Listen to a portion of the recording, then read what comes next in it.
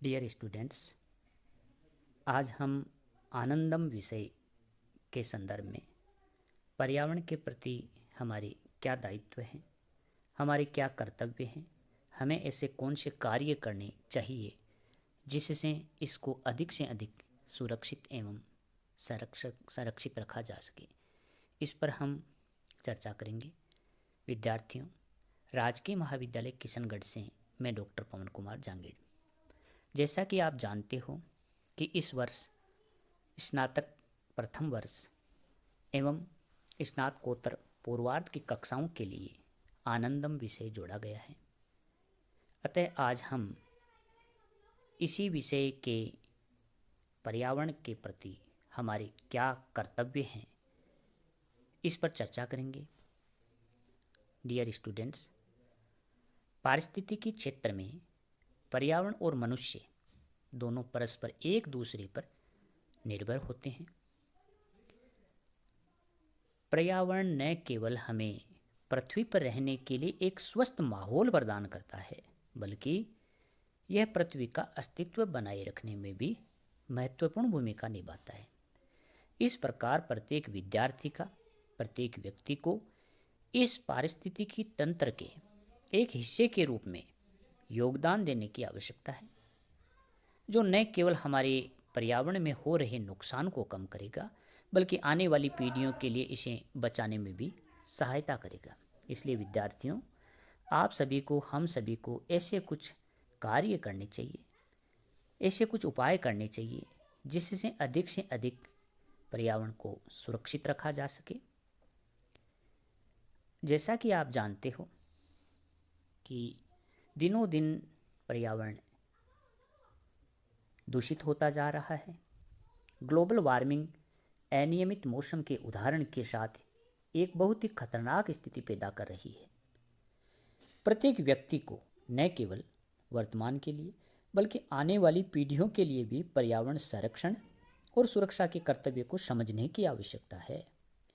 यहाँ तक कि आप लोगों के द्वारा उठाए गए छोटे प्रयास भी इसके अंतर को कम कर सकते हैं। पर्यावरण को दूषित होने से बचाया जा सकता है। इसलिए यदि हम अपना पूरा सहयोग, पूरा समय यदि पर्यावरण के प्रति समर्पित नहीं कर पाते, तो भी विद्यार्थियों कुछ समय निकालकर हमें वास्तविक उपायों के माध्यम से कुछ कर्तव्यों की पालना करते हुए इसमें योगदान कर सकते हैं। इसलिए विद्यार्थियों, आज मैं आपको हमारे पर्यावरण को बहाल करने और सुरक्षित रखने में सहायता प्रदान करने वाले कुछ उपाय बता रहा हूँ, जिनकी आपको पालना करना है। सबसे पहले हमें अधिक से अधिक पौधारोपण करके, वृक्षारोपण करके और एक पेड़ को अपनाकर इसमें योगदान करना है।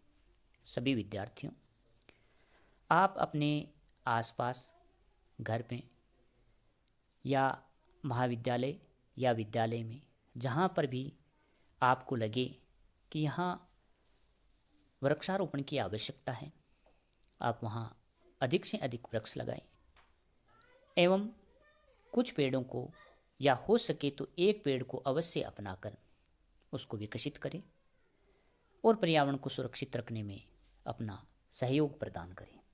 विद्यार्थियों, जैसा कि आप जानते हो, भवन निर्माण, खनन, फर्नीचर निर्माण और कई ऐसी मानवीय आवश्यकताओं के लिए दिनों दिन वनों की कटाई की गई, जो एक चिंता का कारण बन गई है।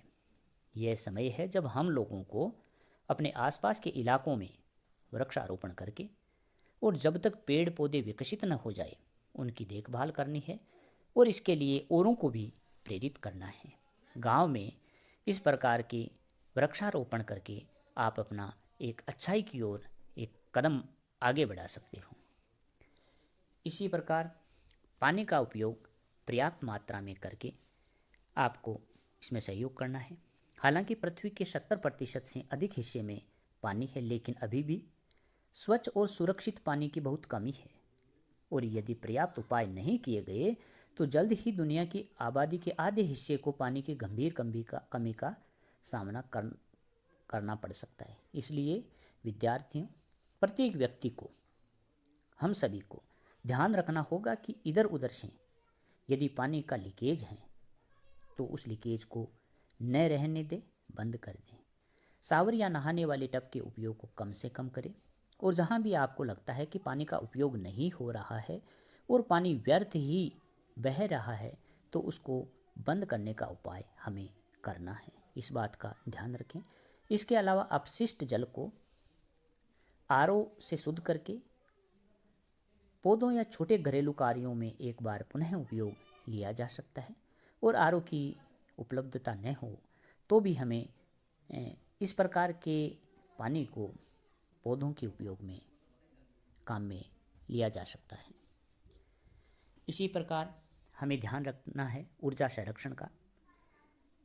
यदि रोशनी की आवश्यकता न हो और आपको लगे कि आपके घर, परिवार में या महाविद्यालय में या विद्यालय में कहीं पर भी यदि रोशनी की जहाँ दिन में आवश्यकता न हो और बल्ब वगैरह चालू हो तो उसका स्विच बंद कर दें।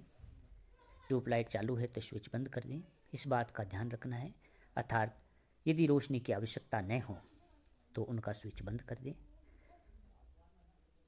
और ज़्यादा से ज़्यादा CFL बल्ब और ट्यूबलाइट का उपयोग करें जो ऊर्जा को बचाने में या संरक्षित करने में सहायक हैं। अर्थात अधिक खर्चीले या अधिक ऊर्जा का जो दुरुपयोग करते हैं इस प्रकार के उपकरण न लगाएं। जैव प्रदूषित कचरे और गैर जैव प्रदूषित कचरे को अलग अलग रखकर भी हम योगदान कर सकते हैं। घरों या सार्वजनिक स्थानों पर उत्पन्न जैव प्रदूषित कचरे और गैर जैव प्रदूषित कचरे को अलग अलग रखना वास्तव में आवश्यक है। जैव प्रदूषित कचरे से खाद बनाई जा सकती है। यह कचरा कुछ महीनों के बाद ही जैविक खाद में बदल जाता है जिसका उपयोग बगीचे के लिए किया जा सकता है। दूसरी तरफ इस गैर जैव प्रदूषित कचरे का पुनर्नवीनीकरण या निपटान आसानी से किया जा सकता है। यह पर्यावरण को कोई नुकसान नहीं पहुंचाता है। इसलिए विद्यार्थियों इस बात का भी आप ध्यान रखें। इसी प्रकार अधिक क्लोरोफ्लोरोकार्बन उत्सर्जित करने वाले उपकरणों के उपयोग को कम करके भी हम इसमें योगदान कर सकते हैं।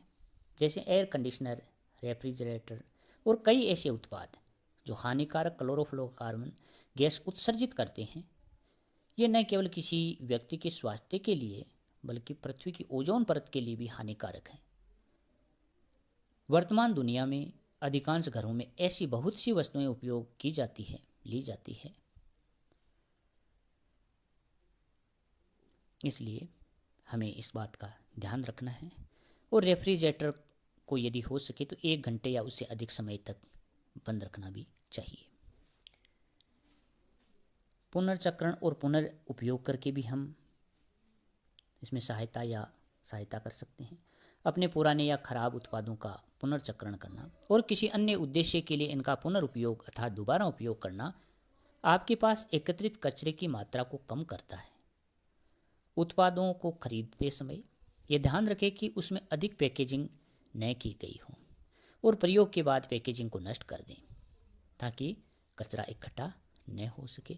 और दूसरी तरफ पुनर्प्रयोग पुनर्चक्रण की तरह ही है जिसमें पुरानी वस्तुएं जैसे फर्नीचर, घरेलू उत्पाद इस प्रकार है, उनका पुनः उपयोग या दोबारा प्रयोग में उनको लाया जा सकता है। सार्वजनिक परिवहन और कारपूलिंग का उपयोग करके भी हम पर्यावरण को सुरक्षित रखने में योगदान कर सकते हैं। जैसा कि आप जानते हो, वाहन देश के बढ़ते प्रदूषण स्तर में सबसे प्रमुख योगदान करता है। हर साल निजी वाहनों की संख्या बढ़ती ही जा रही है। लोगों को नियमित आधार पर निजी वाहनों में सफ़र करने की बजाय सार्वजनिक परिवहन का विकल्प चुनना चाहिए। सार्वजनिक परिवहन के अलावा लोग या विद्यार्थियों, जब भी आप मित्रों, सहयोगियों और परिवार के साथ जाते हो तो कारपूलिंग का चयन कर सकते हो। और यदि कम दूरी या बहुत ही निकट के बाजारों की यात्रा करनी हो तो कार की बजाय आपको साइकिल या पैदल यात्रा करनी चाहिए ताकि पर्यावरण और अधिक सुरक्षित रह सके। इसी प्रकार प्लास्टिक के उपयोग को कम करके भी हम इसमें अपना सहयोग कर सकते हैं। प्लास्टिक का उपयोग पर्यावरण को प्रभावित करने वाले प्रमुख पर्यावरणीय मुद्दों में से एक है। प्लास्टिक से महासागरों, वन्य जीवन और मानवीय स्थानों पर घुटन सी उत्पन्न होती है। एक बार उपयोग करने के उद्देश्य से किसी भी प्लास्टिक सामग्री का उपयोग न करें। हाथ से बने थैलों का अधिक से अधिक उपयोग करें। हालांकि दुनिया भर की सभी सरकारें प्लास्टिक बैग के उपयोग पर प्रतिबंध लगाने के लिए दबाव डाल रही है, फिर भी यह हमारे जीवन से संबंधित पर्यावरण के प्रति हमारा कर्तव्य है कि हमें प्लास्टिक के उपयोग को कम से कम अथवा बंद कर देना चाहिए। इसलिए विद्यार्थियों, इस बात का आप ध्यान रखें। इसके अलावा पर्यावरण के प्रति अपने आप को स्वेच्छा से शामिल भी हमें करना है। प्रत्येक व्यक्ति को, प्रत्येक विद्यार्थी को एनजीओ या सरकार या समुदाय द्वारा स्वच्छता पर जो कदम उठाए गए उनमें सहयोग करना है और कुछ समय निकालकर समुदाय या समाज में इस प्रकार के कार्यों में हमें भागीदार बनना है और अधिक से अधिक जागरूकता फैलाने की आवश्यकता है। इसलिए आप अपने समाज में इन समस्याओं के प्रति जागरूकता फैलाएं और स्वच्छता के प्रति अभियान चलाएं। पर्यावरण की इस मुहिम में आपको अपनी इच्छा से शामिल होना बहुत ही आवश्यक है, क्योंकि एक सुरक्षित और स्वच्छ वातावरण के बिना हमारा अस्तित्व खतरे में पड़ जाएगा। इसलिए इस बात का ध्यान रखना है। पर्यावरण का हमेशा सम्मान करना है। पर्यावरण का सम्मान करें, क्योंकि पहाड़ी स्टेशनों या समुद्री तटों पर जितना आनंद हमें पहले प्राप्त होता था, आज आप देखते हो कि वहाँ चारों तरफ कचरा ही कचरा नजर आता है।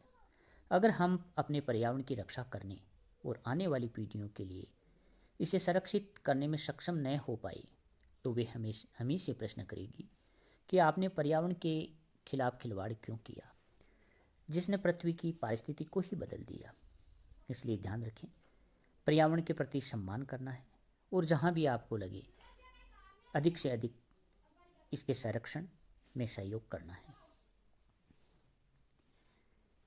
इस प्रकार विद्यार्थियों, इस प्रकार आपके छोटे छोटे प्रयासों से हम सभी मिलकर पर्यावरण को अधिक से अधिक सुरक्षित रख पाएंगे।